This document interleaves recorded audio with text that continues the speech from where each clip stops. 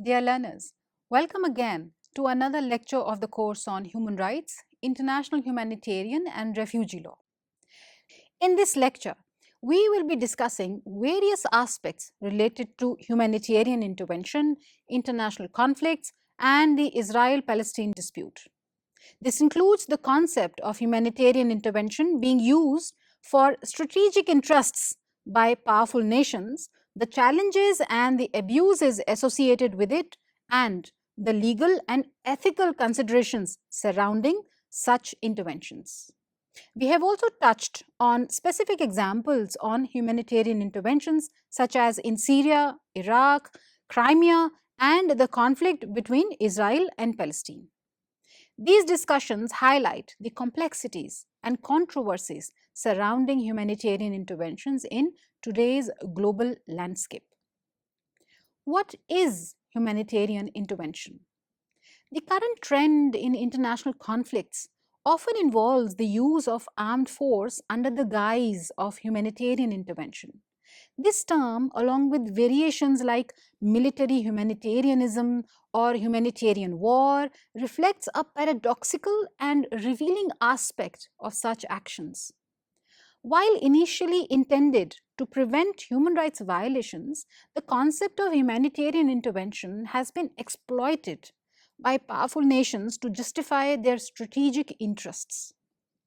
This misuse distorts the original purpose of international human rights law and allows for unilateral armed interventions under the pretext of addressing humanitarian crisis, which may not always be the primary objective of these nations.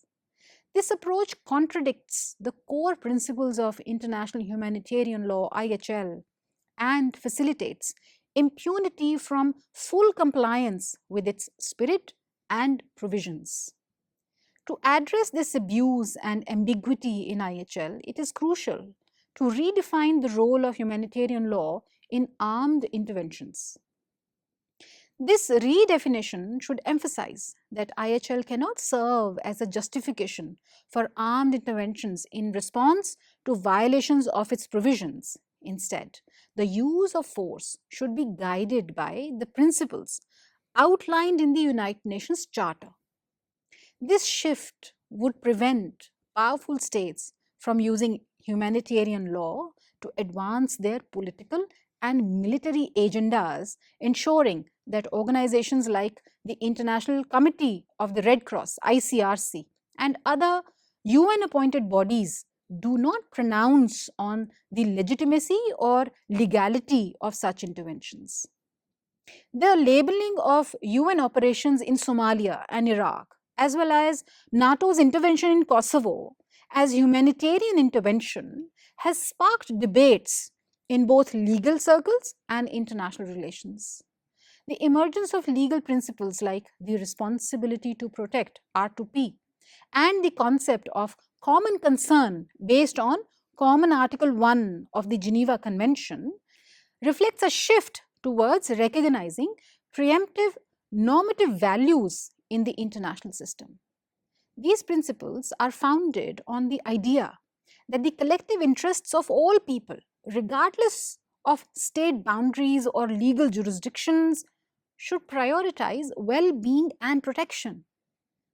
These approaches challenge traditional notions of state sovereignty by emphasizing a broader perspective that transcends labeling problems based on state boundaries and traditional responses. The focus is on mutual interests and shared responsibility for ensuring the well-being and protection of all individuals, moving away from strict adherence to sovereignty as a barrier to international intervention in cases of humanitarian crisis.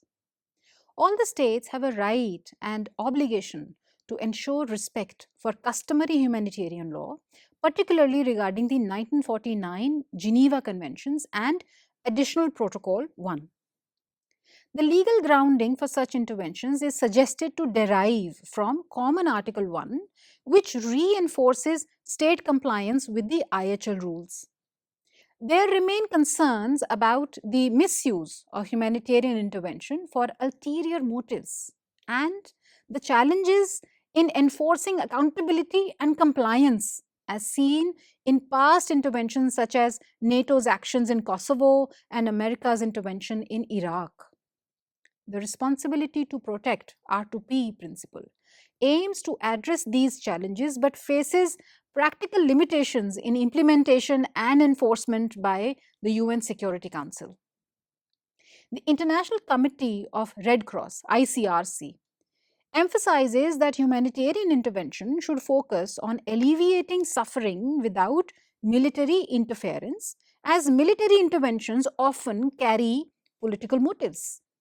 The text refers to a ruling by the International Court of Justice (ICJ) stating that humanitarian assistance should not be seen as intervention unless it infringes on the state's sovereignty. However, the use of force for humanitarian purposes must align with the UN Charter's exceptions, such as Security Council directives or self-defense principles, and does not include unilateral actions against states for human rights violations or breaches of humanitarian law. Common Article 1 of the Geneva Conventions is significant in establishing both individual and collective obligations for states to respect and ensure respect for international humanitarian law (IHL). It emphasizes that violations of IHL give states the authority, in cooperation with the United Nations and in accordance with the UN Charter and related protocols, to take various actions ranging from condemnation to armed intervention if deemed necessary by the UN Security Council.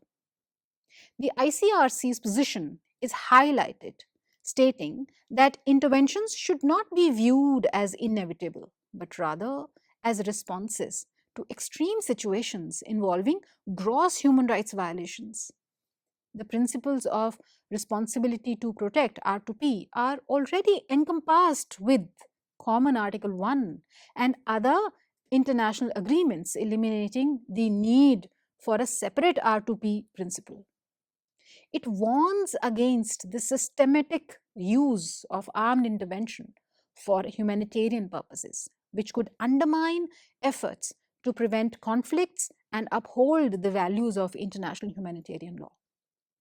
The two-sided obligation of states under Common Article 1 is explained, where they are required not only to respect IHL themselves, but also to ensure that others, including parties to the conflicts, comply with these rules.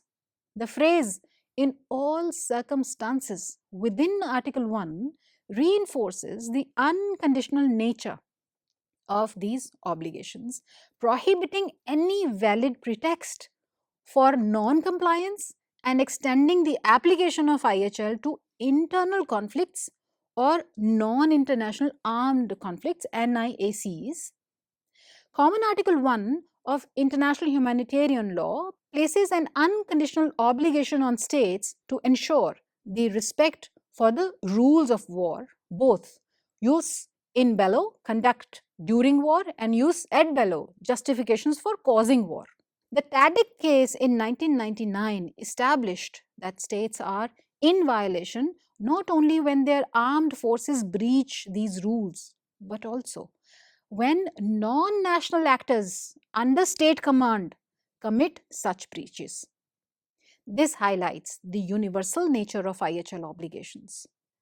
The International Criminal Tribunal for Yugoslavia, ICTY, emphasized the importance of states' armed forces respecting humanitarian law. It stated that these norms of IHL are absolute and apply to the entire international community, allowing any member to demand their observance.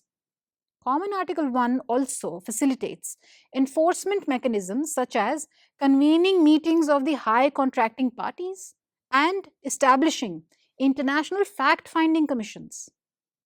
The additional protocols expanded its scope to include enforcement within the UN legal framework, addressing both recourse to force and conduct during war. An example of Common Article 1 in action is seen in the Israel-Palestine conflict, where international bodies called for collective responsibility and respect for humanitarian law. However, the principle of responsibility to protect and other interventions have blurred the distinction between jus ad bellum and jus in bello, leading to selective implementation of IHL and militarization of the enforcement, especially evident in politically driven Security Council decisions such as the NATO air raids in 1999. Let us have a look at some examples of humanitarian intervention by the UN. Syria. Syria, officially known as the Syrian Arab Republic, is located in Western Asia, bordering Lebanon, Turkey, Iraq, Jordan, Israel, and the Mediterranean Sea. It is a diverse country with various ethnicities, including Sunni Arabs as the largest population group. Despite being densely populated, Syria faces challenges due to its limited resources, leading to tensions in resource allocation and governance. Politically, Syria has experienced instability with multiple uprisings and coups since gaining independence in 1946. The Assad family, belonging to the Alawite minority, has held significant power since 1970, facing criticism for religious and ethnic discrimination, human rights violations, and a lack of political freedoms.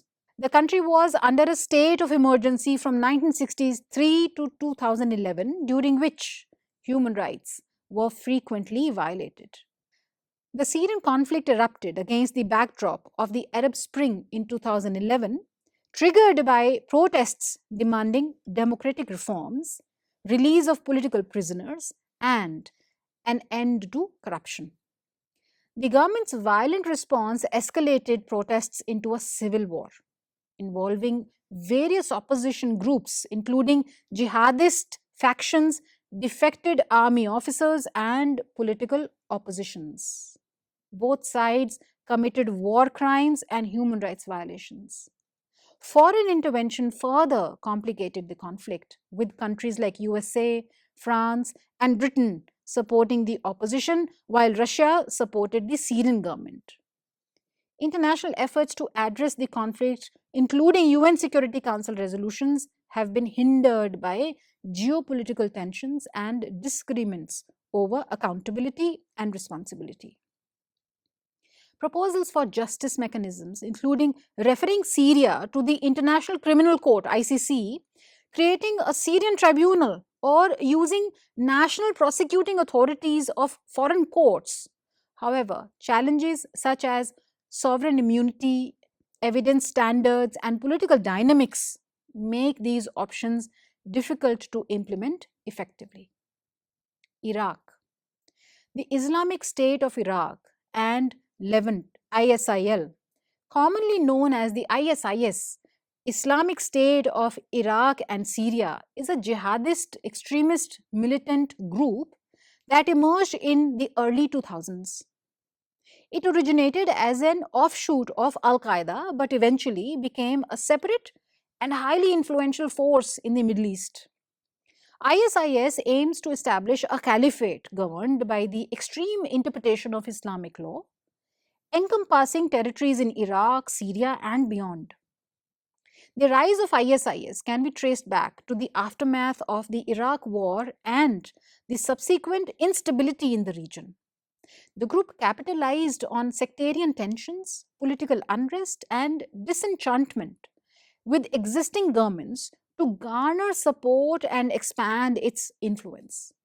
Its propaganda, sophisticated use of social media, and recruitment tactics attracted fighters from various backgrounds, including disillusioned youth, foreign militants, and former members of other extremist groups. ISIS has been notorious for its brutal tactics and widespread human rights abuses. They have carried out numerous atrocities, including mass killings, public executions, beheadings of hostages, and systematic persecution of religious and ethnic minorities such as Yazidis, Christians, and Shia Muslims. women and girls have been subjected to sexual violence, forced marriages, and enslavement. The group's reign of terror has led to widespread displacement, with millions of people fleeing their homes to escape violence and persecution. ISIS has also targeted cultural heritage sites, deliberately destroying historical artifacts and monuments that are considered part of humanity's shared heritage. This cultural destruction has been condemned globally as an attempt to erase history and intimidate populations under their control.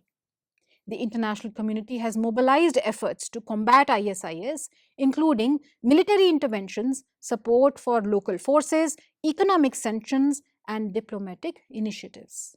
While significant progress has been made in reducing ISIS's territorial control and military capabilities, the group continues to pose a threat through its decentralized network, sleeper cells, and online radicalization efforts. Efforts to address the root cause of extremism, promote stability, and rebuild affected communities remain ongoing challenges in countering the ISIS phenomena. Crimea. The Crimean Peninsula, historically significant and culturally distinct, became a focal point of crisis between Ukraine and Russia in 2014. This region, previously an autonomous part of Ukraine, has a significant ethnic Russian population and a complex history intertwined with both countries.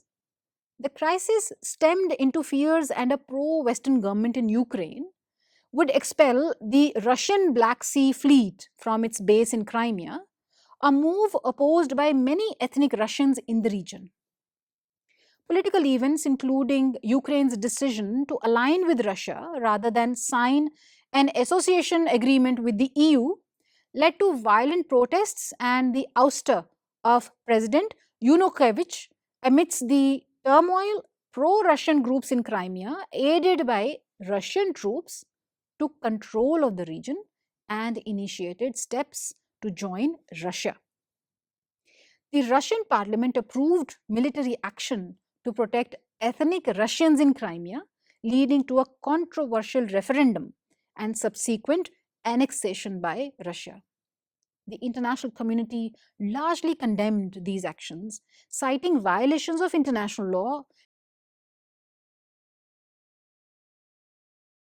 Russia defended its actions by citing self-determination for Crimean residents and claims of protecting Russian citizens. However, these justifications were widely disputed, and diplomatic efforts focused on negotiation and preventing further conflict. The legal status of Crimea remains contentious, with the UN and many nations refusing to recognize its annexation by Russia, affirming its continued belonging to Ukraine under international law. Israel-Palestine dispute. The ongoing conflict between Israel and Palestine is primarily rooted in the compelling claims over the same territory, particularly the West Bank and Gaza. The conflict traces back to the conflicting promises made by the British Mandate, which controlled the region, to both Jewish immigrants and existing Palestinian Arabs regarding the establishment of independent states. This conflict escalated through two major wars in 1948 and 1967, with Israel gaining control over significant portions of Palestinian territory. Palestinians base their territorial claims on the international right to self-determination recognized by United Nations. The International Court of Justice, ICJ, affirmed this right of Palestinian Arabs in its advisory opinion regarding the construction of a wall in the occupied Palestinian territory. The ICJ ruled that the Palestinian people have the right to self-determination and that Israeli settlements in the West Bank are unlawful under international law. Efforts to achieve peace, such as the Oslo Accords in 1993, have faced challenges due to continued Israeli settlements, political divisions among Palestinians and deep mistrust between the parties. Palestinians seek the return of illegally confiscated territory and recognition of their rights, while Israelis emphasize their security concerns and historical claims. The conflict between Israel and Palestine escalated in 2023 with unprecedented violence and civil casualties. In October, Hamas led gunmen from Gaza launched an attack in southern Israel, targeting civilians and committing acts that amount to war crimes. Israeli authorities responded with airstrikes and a blockade on Gaza, exacerbating the humanitarian crisis in the region. The West Bank also experienced a significant increase in violence, with Israeli forces killing hundreds of Palestinians, including children, and expanding settlements, actions condemned as war crimes and contributing to ongoing tensions and sufferings in the region.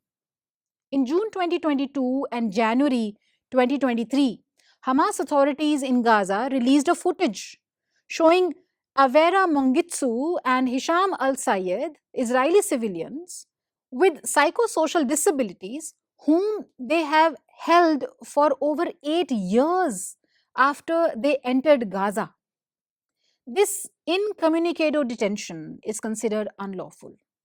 Since Hamas took control in Gaza in June 2007, Gaza courts have sentenced 203 people to death, including 14 individuals between January and September 2023, according to Gaza-based organizations like the Palestinian Center for Human Rights (PCHR) and Al-Mazan. However, no executions were carried out during the first 9 months of 2023. Hamas authorities were reported to have forcibly dispersed protesters during the "We Want to Live" demonstrations in the summer, leading to the rough treatment and detention of some demonstrators and journalists.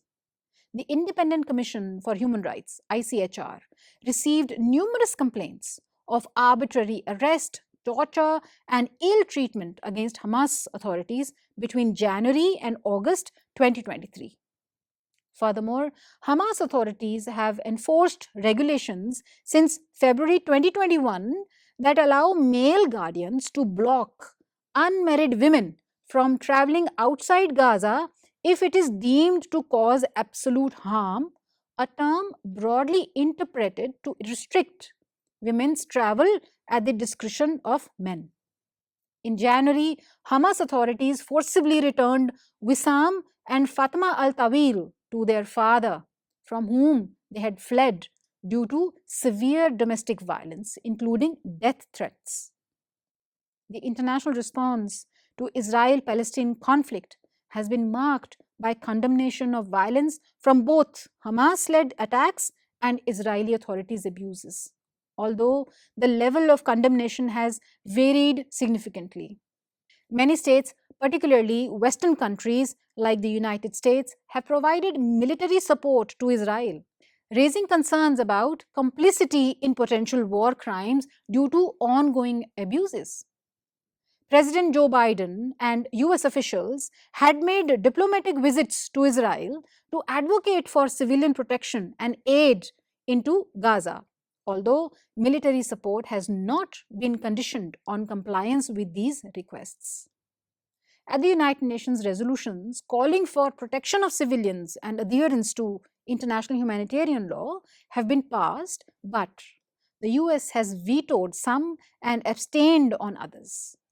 This reflects a complex dynamic in the international diplomacy, with divisions among European Union member states hindering abuses, especially regarding settlements. The EU's High Representative proposed targeted sanctions for settlers' abuses, but prospects for adoption remained uncertain due to the unanimity requirement among member states. The International Criminal Court's ongoing investigation into Palestine has been a significant development, with the prosecutor affirming the court's mandate to address serious crimes committed during hostilities. Additionally, the UN has updated its database of businesses operating in settlements and passed resolutions to ensure continued funding for this database. The discussion on humanitarian intervention, international conflicts, and the Israel-Palestine dispute underscores the complexities and challenges faced in addressing such issues.